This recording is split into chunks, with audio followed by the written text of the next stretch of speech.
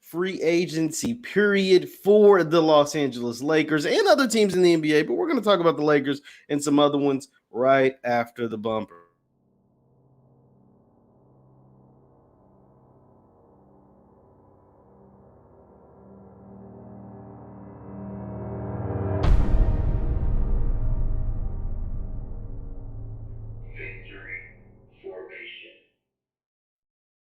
What's good people? Jeff Lightsy Jr. here with the Black Boss channel and Victory Formation. Be sure to hit the thumbs up button, like, share, subscribe, and the notification bell because we upload every single day. And we are going live at a new time at 6 p.m. Eastern moving forward. So check it out. Weekdays, 6 p.m. Eastern. We'll go crazy talking about all things sports taking place across the country. Now, the Los Angeles Lakers, this is the team we want to talk about. They have signed Carmelo Anthony, among a host of other players that I talked about earlier today. But Carmelo Anthony is the big one. Melo, the 10-time All-Star, also a draft classee of 2003 with LeBron James, will head to the Los Angeles Lakers on the veterans minimum. Carmelo Anthony spent the last couple of seasons with the Portland Trailblazers. Obviously, he was out the league for a little bit before he had spent some time with the Knicks, Houston, Oklahoma City, Portland most recently. Obviously, he was drafted by Denver, and now he's headed to LA to link up with LeBron, to link up with Russell Westbrook, to link up with Anthony Davis. And the Lakers are they're rebooting. Rob Pelinka understood that last season is last season. It's time to move on. It's time to move forward. It's time to have a team that is going to be willing to compete and going to be structured enough to compete for championships. Now, here's the thing about the Carmelo signing. It goes hand in hand with the other signings that have taken place with the Lakers today. That includes getting Kendrick Nunn from the Miami Heat, who averaged 15 points per game, getting Wayne Ellington, Dwight Howard, Trevor Ariza, and Kent Bazemore yesterday, getting Marc Gasol to agree to come back to the team. And this is what the Lakers roster, and also re-signing Talen Horton-Tucker to a 3-year deal. So this is all a part of the Lakers' master plan. They're getting their pot, their stew, and they're cooking it all up, and they're creating a team that they hope to be competitive for championships and hope that a team will be able to compete. Honestly, the Lakers aren't – that's the thing. The people are like, oh, they're worried about like what Denver is doing or what you know what I mean? What the Utah Jazz, who went out and got Rudy Gay, and all of these, and some of these other teams, the Phoenix Suns re-signed Chris Paul. Shout out to CJ, my dog CJ, re-signed Chris Paul. But the Lakers aren't worried about all of that.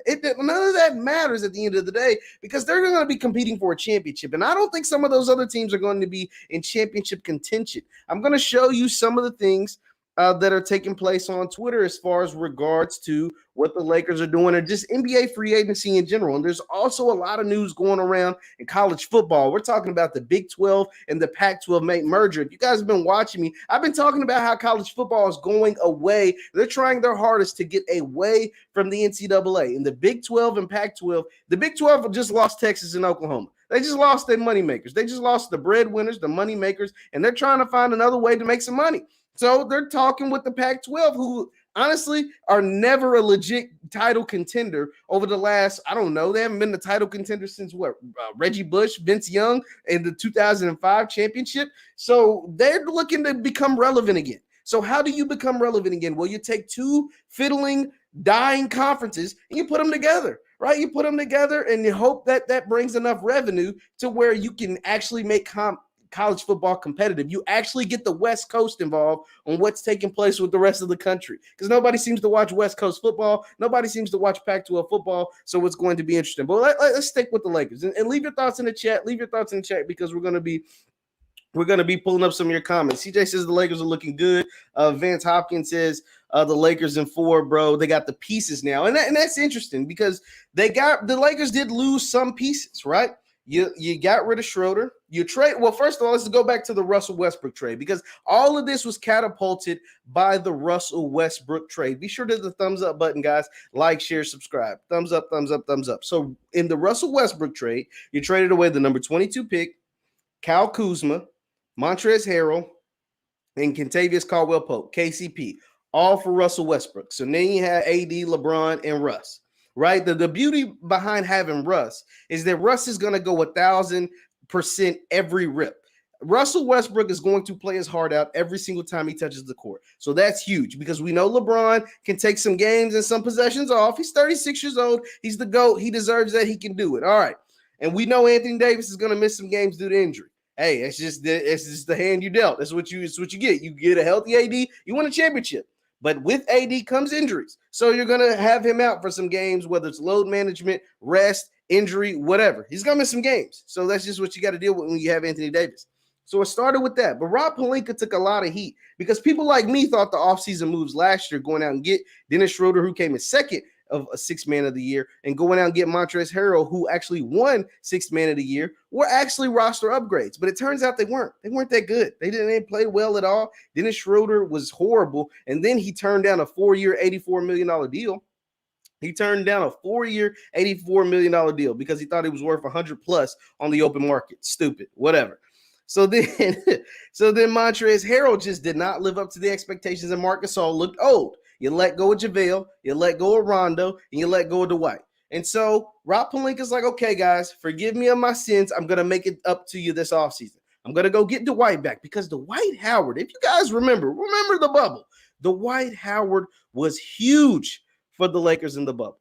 I mean, he was just huge. Let's just be honest. He was huge for them in the bubble. I'm going to share my screen and take a look at the Lakers roster according to myself and Mr. Marcus on Twitter. So it looks like the Lakers have, let me do it this way. I want to do it this way. So the Lakers roster as of right now includes Russell Westbrook, Kendrick Nunn at the point guard position, THT, Malik Monk, who is a silent signing, by the way. I'm going to talk more about Malik Monk later. A silent signing and getting Malik Monk from Charlotte, and Wayne Ellington at the 2 guard. LeBron and Melo holding down the 3. Anthony Davis and his backup, potentially being Trevor Ariza. You know, you can play a small ball lineup or whatever. And then Dwight and Marc Gasol at the big man at the 5. And that is what the Lakers' current roster is looking like. And to me, it's not a bad roster. It's not a bad roster at all. We're talking, and two of the guys that are huge that the Lakers were able to pick up this offseason were Kendrick Nunn and Malik Monk. Now, here's something about Kendrick Nunn. Kendrick Nunn averaged 15 points per game for the Miami Heat last season. Kendrick Nunn can light it up. First of all, he can shoot the 3. You always need shooters. When you have LeBron and Russ, you're always going to need shooters. Kendrick Nunn can simply put the ball in the basket. Whatever you think of Kendrick Nunn, think this. Just think buckets. If you know nothing about Kendrick Nunn, which a lot of people were introduced to Kendrick Nunn during the bubble because he simply got off for the Heat during the bubble. He was in the dog. He started off like a Rookie of the Year campaign 2 years ago. He had like a Rookie of the Year campaign. Then he got in the doghouse. I don't know what happened, but then he somehow got in the doghouse. And then during the bubble, he started to light it up once again. So Kendrick Nunn was a steal for LA, getting him on a 2-year deal, only $4 million. I mean, only $10 million. So that is a huge, just major steal. Malik Monk is a guy that Malik Monk is a guy that I have a lot of faith in. And here's the thing about Malik Monk. So for those of you that don't know Malik Monk was a stud in both high school and college. He went to the University of Kentucky, and he lit it up in Kentucky. Well, before he got to UK, in the McDonald's All-American, he won the dunk contest and the three-point shootout. That tells you how skilled and how talented this man really is. Not was, but actually still is. He goes to UK and is the leading scorer on a team that has De'Aaron Fox. Him and De'Aaron Fox were both on, and Bam Adebayo. Bam Adebayo, Malik Monk, and De'Aaron Fox are all on the same team. And Malik Monk was the best player. He was the best college player. Now, I take that back. De'Aaron was the best player. And De'Aaron had the most potential, clearly. But Malik Monk was a stud. Like, he was just a hooper. And so he goes and gets drafted in the lottery by Michael Jordan and the Charlotte Hornets. And he has some issues, some substance abuse issues. Let's just call it what it was. And from the reports and from everything, that he had to go to rehab. Like, Malik Monk actually had to go to rehab because it seemed like he had a cocaine-like problem. He was messing with hard drugs, and that is never a good sign for a guy, especially as young as he is. I mean, Malik Monk is like 23 years old. So we're talking about 2 years ago, he had like a substance abuse problem. He goes to rehab, cleans himself up, right? and actually looked really good at moments. I'm going to say in moments with the Charlotte Hornets. The only problem with the Hornets is that they started to get guard heavy. Obviously, the emergence of LaMelo Ball, you had to play LaMelo. You had to play Gordon Hayward because he's on a $100 million deal. So you kind of got to play the guy that you're paying a lot of money to. You got a guy in a forward like P.J. Washington, Miles Bridges, Devontae Graham, and then obviously Malik Monk was the odd man out. So he didn't get as much rep. He didn't get as much burn as the other guys. And so Malik Monk was the odd man out and didn't get as much run as he probably felt like he deserved or he should have. So he's going to the Lakers to try to prove himself, right? He's not going to be asked to be a 20-point per game scorer. He's not going to be asked to be a 15-point per game scorer, but he is going to be asked to be a guy that can make open shots. Can you be a guy that can make open shots? And I believe Malik Monk can do that. I also believe Kendrick Nunn can do that. And I also believe when the time is needed, when LeBron is off or AD is off or Russ is off, these guys can get buckets. But and that's me just having faith, all right? That's me having faith that Malik Monk and Kendrick Nunn are guys that can get buckets when the team needs it the most. But there's one guy that I know that can get buckets when the team needs it. There is one guy that I know has done it for years, for almost 2 decades now, that can get buckets whenever you call upon him. That man is Carmelo Anthony. Say what you want about Melo. Melo can always put the ball in the basket. Melo can always put the ball in the basket. Hit the thumbs up button for those who just joined us. Carmelo Anthony, leave your thoughts in the chat. Shout out to Wake Root and Vance. Vance says a lot of 2 and 3 year deals too. Yeah, a lot of 2 and 3 year deals that makes you that lets it be known that they plan on keeping some of these guys. I think Malik Monk's only on a 1 year deal, but I think Kendrick Nunn is a guy that could end up being around for a while. I think Taylor Horton Tucker, who got a multi-year deal, is a guy that'll be around for a while. B1 to you, Wake Root. What about the undrafted? See, greetings. What about the young undrafted players? Hopefully they can get some running and joy. Peace. Appreciate you, Cedric Milner. I think one of the guys to look out from the undrafted guys, Jay Ajayi out of Gonzaga can play. Jay Ajayi is a guard out of Gonzaga that can really play, and so can Matt McClung. Matt McClung was a guy who's a viral sensation, right? He can do all these crazy dunks, crazy athletics, super young, talented, comes through, windmill and all kinds of stuff. Goes to Georgetown, plays pretty good at Georgetown, but didn't get I don't know what it was, him and Coach Patrick Ewing, they didn't see eye to eye. He transfers out of Georgetown, goes down to Texas Tech and hoops. He hoops out of his mind and was really a baller. He was a baller down at Texas Tech, and I was honestly surprised that he went undrafted. I thought he was a pretty good player. I think him and Jay Ajayi both have really good chances of making the roster, but we'll have to see. But Malik Monk and Kendrick Nunn, those signings are huge. Like, those are huge because these are guys that can make open shots, and obviously the Carmelo Anthony signing. Now, can you smell Rob Pelinka, John Harris? Absolutely. I think Rob Pelinka had a redeeming moment. Because here's the thing, a lot of people lost faith in Rob Pelinka after the signings from last year went horrible.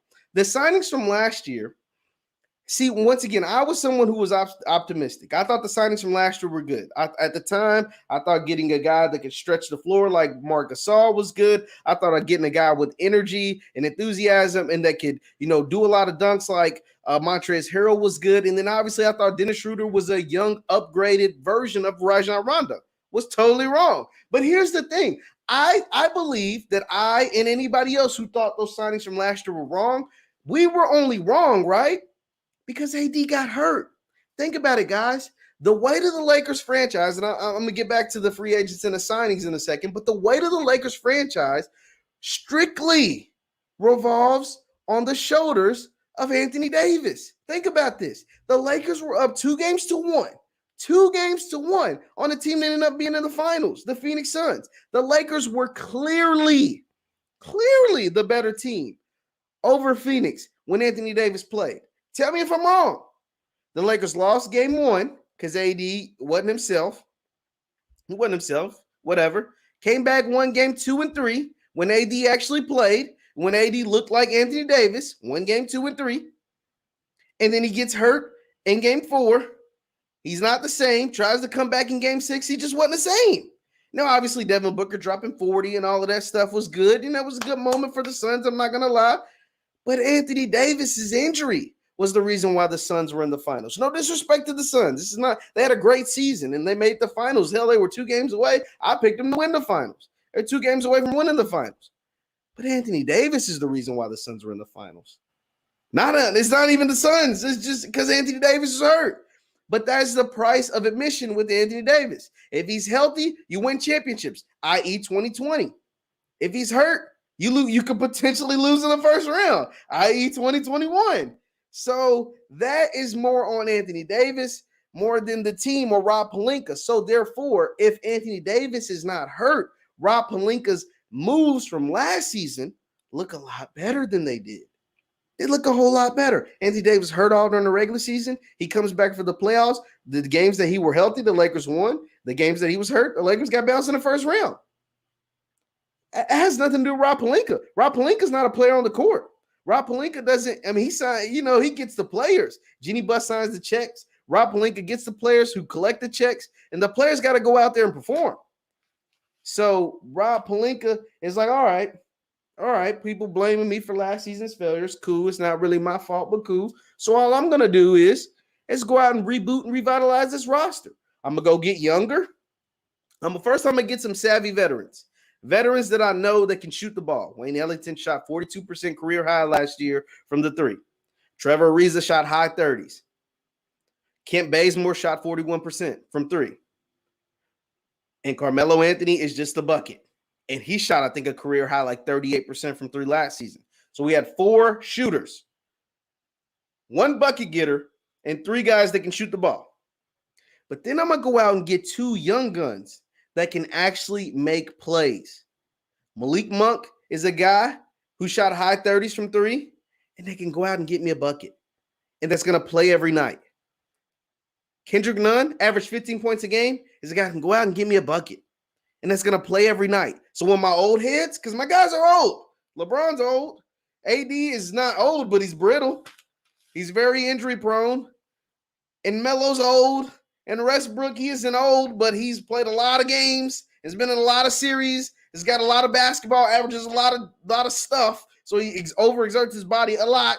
So he might have to sit out a couple games. But I got guys that can play. So, yeah, I'm going to go out and get it. Vance pulled out some great stats. Kendrick Nunn, Malik Monk, Wayne Ellington, Melo, all shot career highs from 3. And Gasol in the second unit, Bazemore, Ariza, 3-and-D guys.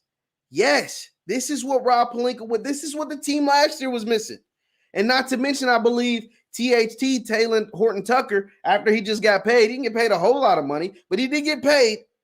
You pay a guy, you're going to play him. Taylor Horton Tucker hasn't played in the last 3 years. Hasn't played much in the last 3 years. So it's like, okay, it's time to play him now. Over the last two seasons, he's not played very much of any basketball. So now it's time to play the man. And you done paid him, let him play. And the fact that a guy like Jay Ajayi, who shot the 3 really well at Gonzaga, I don't have his numbers in front of me, but he shot the 3 really well, could potentially make the roster. And a guy like Mac McClung could potentially make the roster. It's looking good for LA. The things are on the up and up for the Lakers. Yeah, they're a team full of old men. I made a video earlier talking about how they're a team full of old men. Yes, but here's the thing about the NBA. Old teams win in the NBA. The thing is, old teams win in the NBA.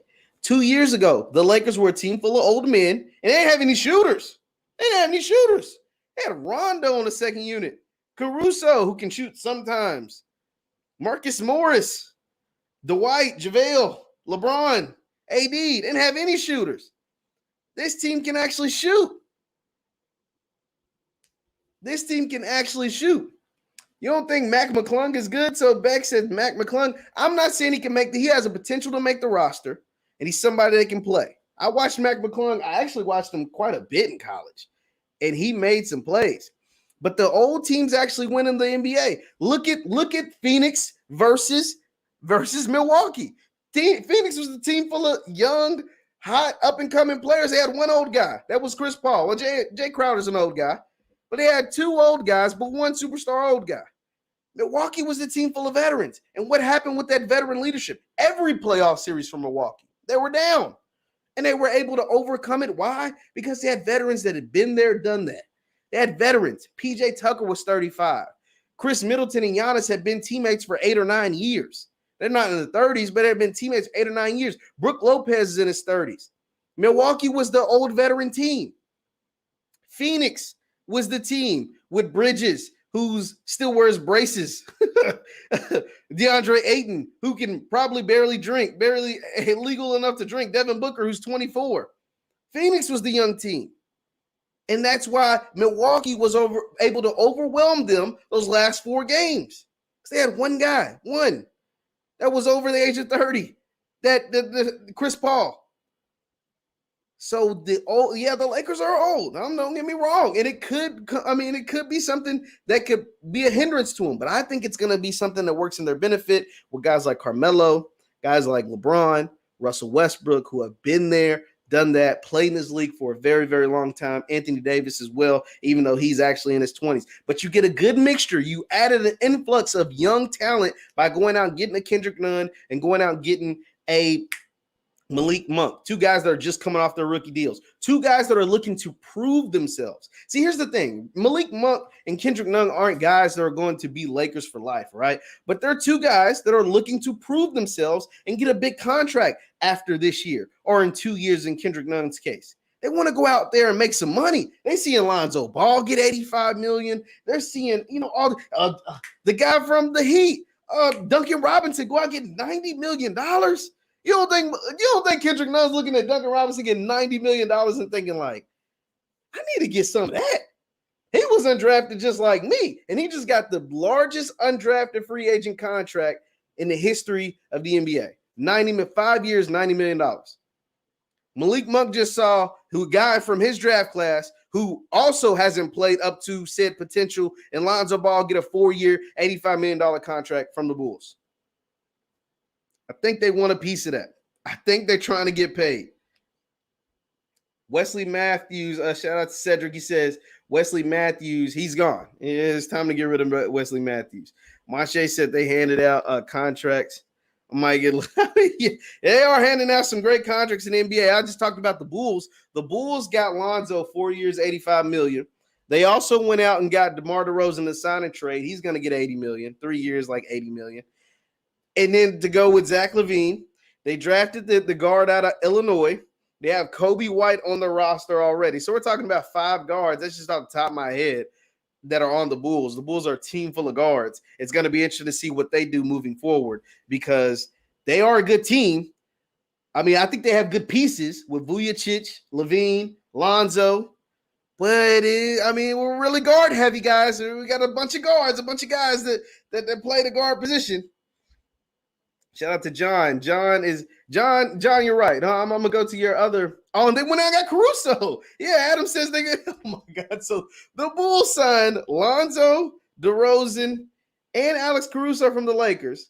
They drafted Ayo Diop. I can't say his name. I don't want to butcher it. But the guy from the top guard out of Illinois. And they got Kobe White, first round pick a couple years ago. I mean, golly, this team is full of freaking guards. Oh my goodness. Like that is going to be crazy. Beck says, yeah, shout out to Adam. Let me know that, yeah, they got Caruso as well. And then, yeah, Kobe White, he probably does. I mean, he was a first round pick just a couple of years ago. You draft another guard. You'd sign and trade for Lonzo. You sign and trade for DeRozan. And it's insane, freaking insane. But the Lakers are a team full of old men who are going to be, I think they're going to be tough. Now, don't get me wrong. If I had to choose an NBA champion right now on August 3rd of 2021, I'm choosing the 2022 champions. I'm picking Brooklyn. I said all that to say this. I still think the Brooklyn Nets are the best team if they are healthy. But the problem is with a team like Brooklyn, and same with the Lakers, is that it's a big if the team is healthy. If Kyrie Irving, James Harden, and Kevin Durant show up to work healthy, I don't see anybody beating Brooklyn. I'm just being honest. Brooklyn, that's tough. Like, that is super tough. We're talking about 3 of the greatest scorers the league has ever seen, all on the same team, all on the same court, playing together, healthy. Ain't nobody beating Brooklyn. It's Just cut it out. They stack the deck in their favor. Crazy, right? But that's a big if.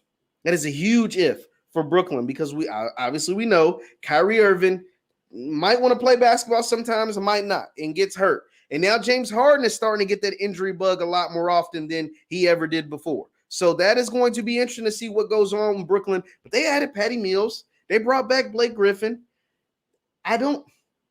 I can't remember exactly what Brooklyn did in the draft. Did Brooklyn get a big in the draft? Somebody let me know. Did Brooklyn get a big in the draft?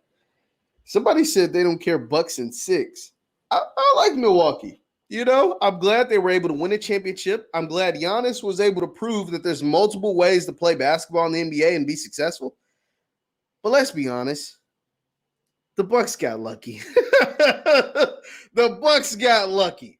Brooklyn was down to Kevin Durant by himself, and he almost took out the Bucks. If Kevin Durant gets James Harden and or Kyrie Irving back healthy, he's not losing to the Bucks. Let's just call a spade a spade. They got lucky because Kevin Durant wears a size 18 and not a size 13. His foot was this close away from sending the Bucks home, sending them back to Milwaukee with no championship. But I'm glad they won their first title in 50 years, and we're not going to take that away from them. But Kevin Durant wears a size 18, and if he wore a size 15 and his foot wasn't on the line but behind the line, the Bucks would have never been champions. It probably would have been Phoenix because I think they would have been able to overcome Kevin Durant just by himself. The Bucks got lucky. But hey, I mean, we're not going to knock nothing against them. They won the title. There's no asterisk next to this ring. They got their ring, the first title in 50 years. It's amazing. It's great, and we're not going to knock that at all. But Kevin Durant, James Harden, Kyrie Irving, they're not losing to the Bucks. I'm just being honest. I'll read some of the more of these comments. Is the Nets, I don't believe, will stay healthy, and Kyrie will take days off, and Harden's too busy hanging with rappers. The Nets have a lot of distractions. D, you got a point. The Nets have a ton of distractions. James Harden seems to like to hang with Lil Baby a lot. Kyrie Irving seems to like basketball, not love it, or loves it sometimes. And sometimes he takes days off. And then Kevin Durant, ironically, the one who he likes to pay attention to Twitter and stuff, but he shows up to work every day.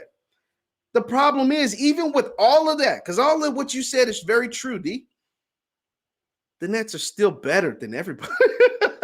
Like, those guys are still just simply better than everybody at basketball. Like, I get it. Like, all of those guys, all of that stuff you said is very, very true. They're still just better than everybody at basketball, though. Those distractions don't take away their powers like Space Jam, right? Like, they're still great at ball. They're still hoopers, and they still go out and get buckets no matter what, any of that. Like, all of those are distractions on most teams. But when you have superior talented guys like a Kevin Durant, he's just better than everybody.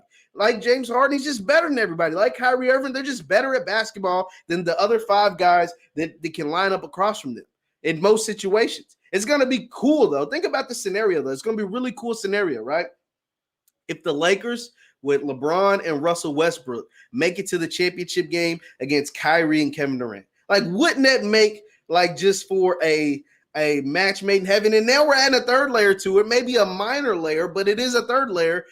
Melo was on the Rockets with James Harden when the Rockets, tried to destroy Melo's career. Think back with me for a second. When Melo signed those 10-day contracts with the Rockets, James Harden was on that team. And James Harden didn't fight much for Melo to keep him on the roster.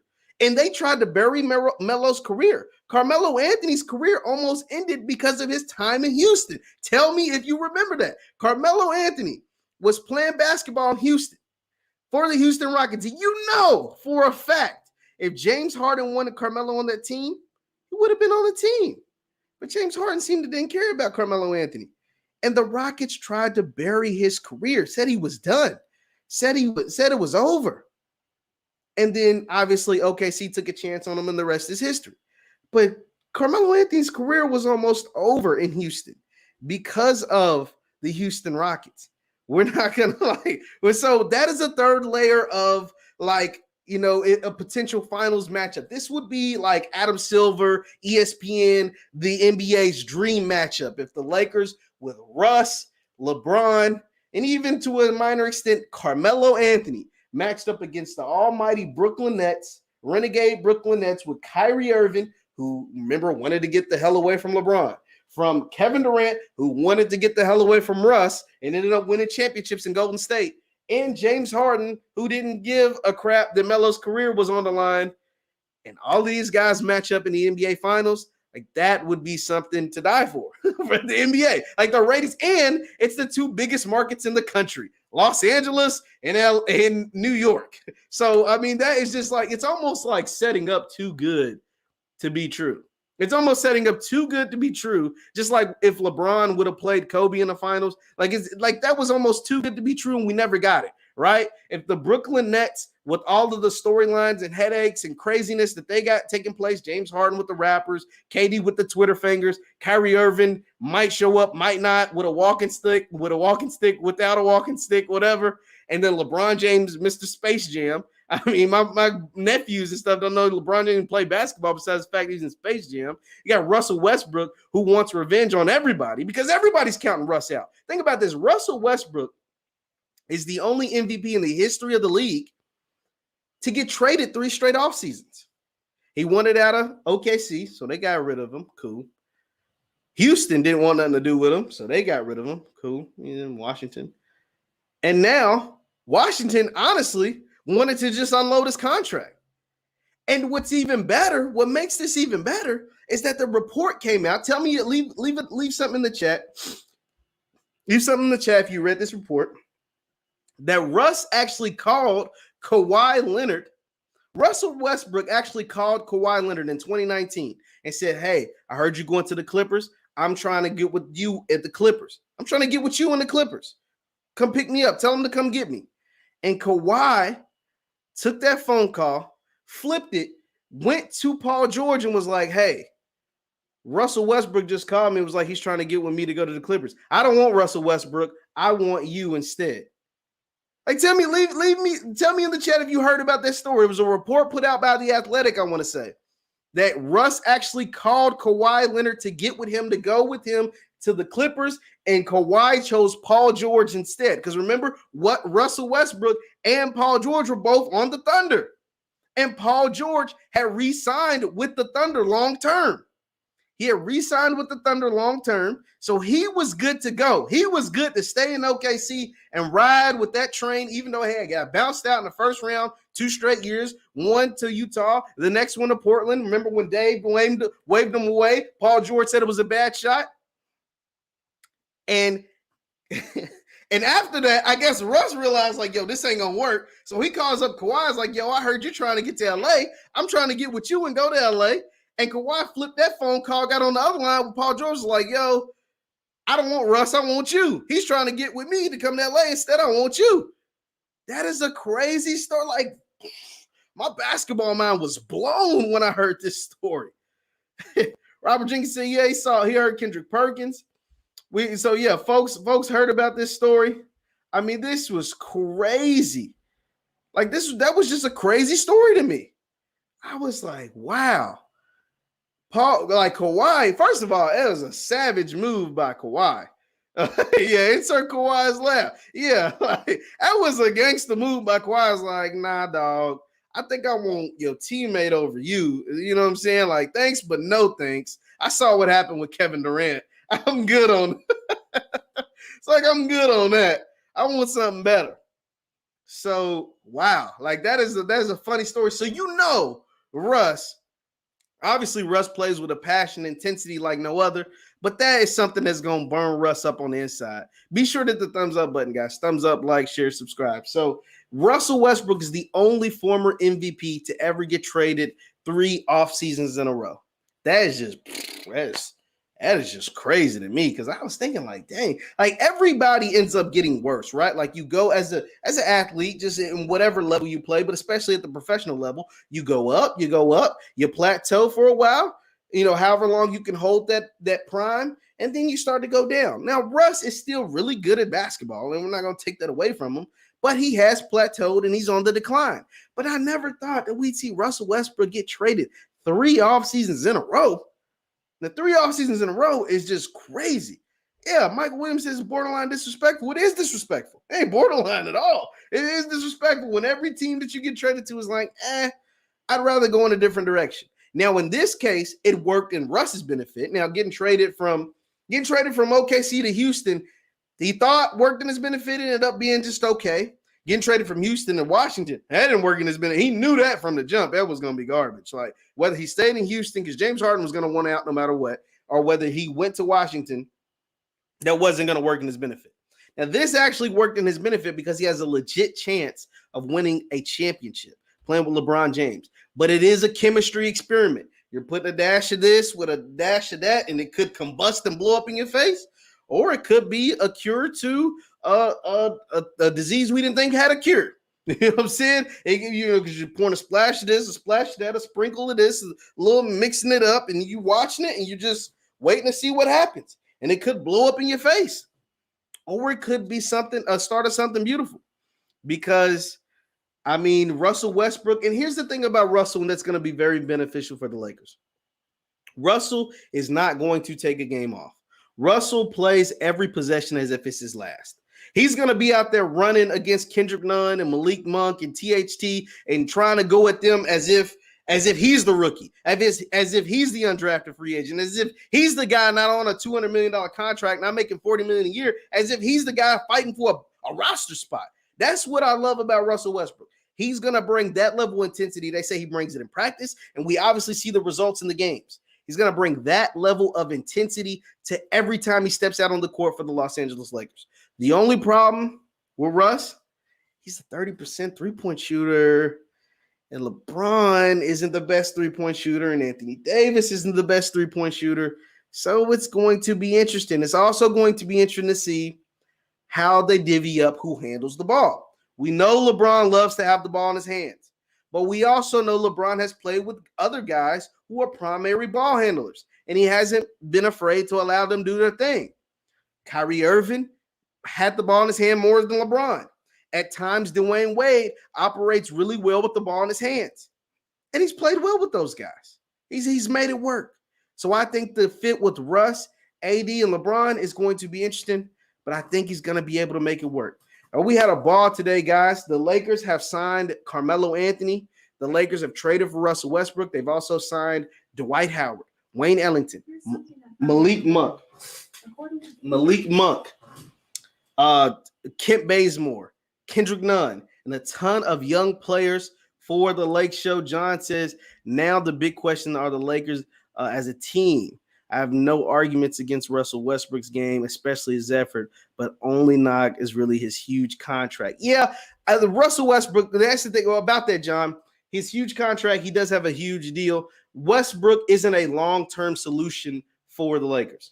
Westbrook is a we want a championship now type solution for the Lakers. His contract is huge because that's what OKC was giving him to stay. But once he wanted out of OKC, you know what I'm saying? Hell, you're just going to have to eat that contract. So that's why he's moved out of DC. DC was like, all right, we're not winning with you and Bradley Beal. It's time to, and we're paying you $40 million a year. It's time to move you on. But I believe him with the Lakers, it's just a 1 or 2 year thing. But it's 1 or 2 years to get the 1 or 2 last years of LeBron, of like this type of LeBron James. It's time to get that out now. So it's time to try to get as many wins, as many championships, as much thing out of these next 2 years as possible. Because that's all we're going to have Russ for is the next 2 years. That's why Kendrick Nunn signed a 2-year deal. That's why THT did a 3-year deal. Now guys like Melo and Malik Monk and Mark Gasol and all those guys are going to be interchangeable guys over the next 2 years. Well, if they work, they'll try to run it back. If they don't, they'll move on. But we've seen the Lakers even before. Even when it did work, they didn't even resign the guys that they had. JaVale McGee, Avery Bradley, the guys from that championship team, they didn't even resign them. So we never know what Rob Pelinka. Rob Pelinka's playing chess, not checkers. So he's trying to get these guys ready to be able to compete and win a championship this year. But he's got tunnel vision only on this year. So I am going to be I'm going to see what happens. I'm excited to see what happens. Thank you guys for tuning in. Be sure to hit the thumbs up button on your way out. We're going to go live every weekday at 6 p.m. moving forward. I got to move. And this is going to be my time slot. So be sure to check in with the Victory Formation Sports Show and check us out on Instagram at VF Sports Show. Post content on there all the time. Thank you guys for tuning in, and I will see you next time. Peace.